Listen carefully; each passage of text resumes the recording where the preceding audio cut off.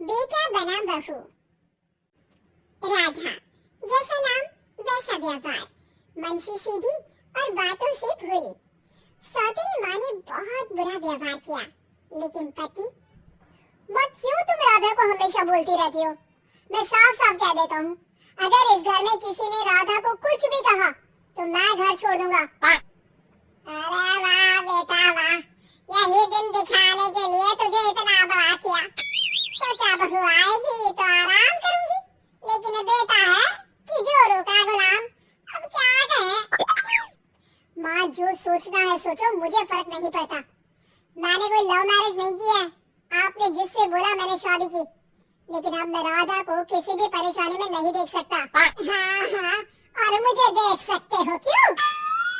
अरे माँ, देखना तो मैं तुझे भी नहीं चाहता, लेकिन खुद सोच, राधा के आने से पहले तुम पूरा खाना बनाती थी, लेकिन अब जब से राधा आई है एक गिलास पानी भी खुद से नहीं लेती। अरे भाई, राधा भी तो मेरी ही उम्र की है।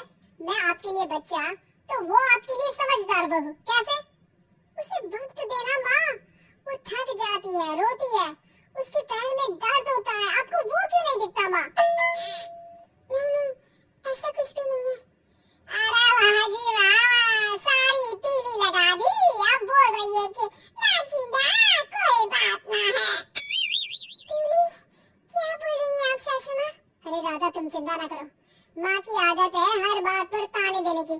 तुम कमरे में जाओ, मैं ग्रीन टी लेकर आ रहा हूँ। सास बेटे की हरकत से आग बबूली हो जाती है। बेटा, तूने आज प्रूव कर दिया कि बेटा कभी अपना नहीं होता। अरे जोरू के गुलाम, शर्म कर शर्म। तेरी माँ हूँ, सास नहीं जो खरी खोटी सुना रहा है कल की आई दुल्हन के आगे। अरे बहू बनना आसान ना है। बेटा, जो कि अपनी नई नवेली पत्नी पर जान छिड़कता था, माँ की बातों से गुस्सा हो जाता है। माँ, साफ साफ बात करो, तुम राधा को कभी कुछ नहीं कहोगी, इसके लिए मैं क्या कर सकता हूँ? कुछ नहीं कहूंगी। अरे बेटा, बावला हो गया है क्या? तू जिस दिन पैदा हुआ था ना, उसी दिन सोच लिया था मैंने कि तेरी शादी के बाद बहू पर हुक्म चलाऊंगी, पैर दबवाऊंगी, ताने दूंगी और जुल्म भी ढाऊंगी। बाप रे बाप, माँ आप कैसे ऐसे सोच सकती हो? राधा छोटी है मुझसे भी, और उसके लिए ऐसी सोच? अरे बेटा, एक बेटी का बाप और माँ उससे बचपन से ही सहनशीलता सिखाते हैं, जिससे कि वो कुछ भी सुनने के लिए तैयार रहे। वो जैसे ईंट होती है ना, शुरू में जितना पकाओगे आगे जाकर उतनी ही मजबूत बनेगी और बुलंद इमारत बनाएगी, समझे? देखो माँ, मैं कोई मजदूर तो हूँ नहीं, इंजीनियर हूँ, वो भी बड़ी कंपनी में।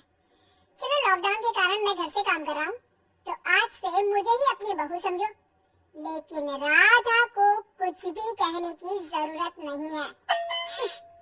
हाँ भाई हाँ, ठीक है भाई, तेरे मजनू बनने से मैं थोड़ी ना सास बनने की अपनी ख्वाहिशों का गला घोट दूं, हैं?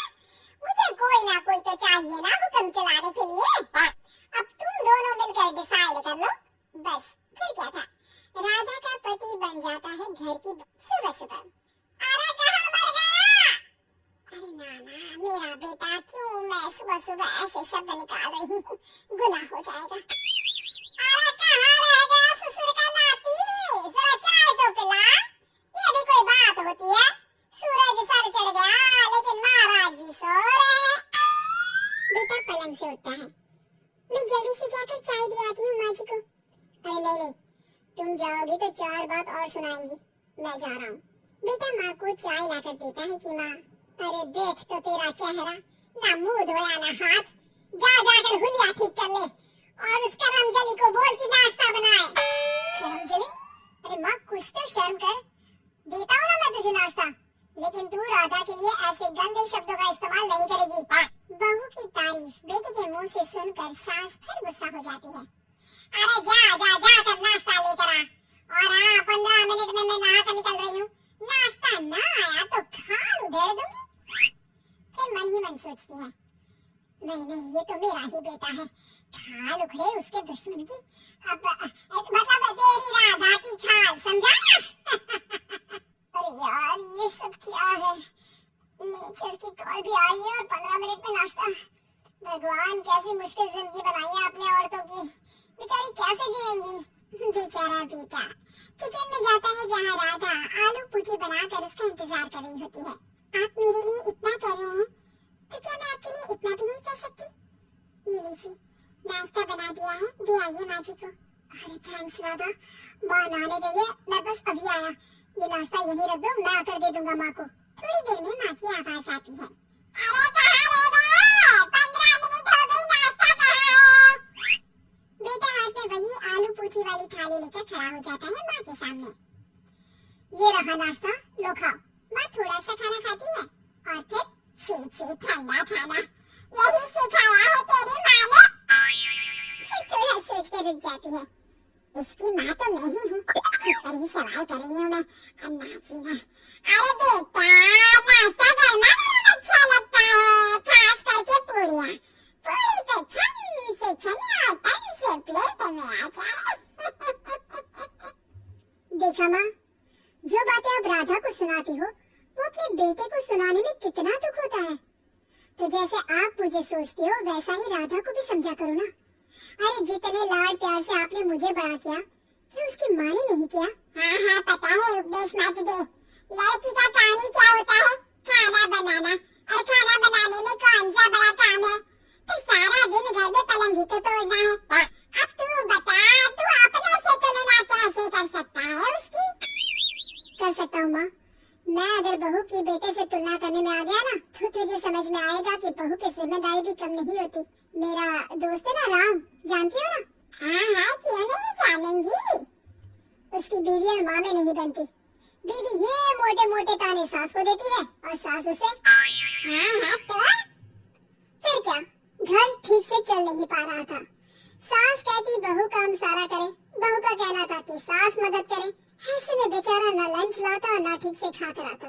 नतीजा, बीमार रहने लगा। ऑफिस की नौकरी गई, खर्चा खाना सब बंद। कर सास बहू की लड़ाई। बेटा बीमार घर पर बैठा, पैसे की आमदनी नहीं, बहू भी कभी मायके कभी ससुराल। अब तो सुना है सास बहू की ही कमाई खा रही है, वो भी तानों के साथ। घर का भी सारा काम वही करती है। अरे बस कर बेटा, मुझे समझ में आ गया।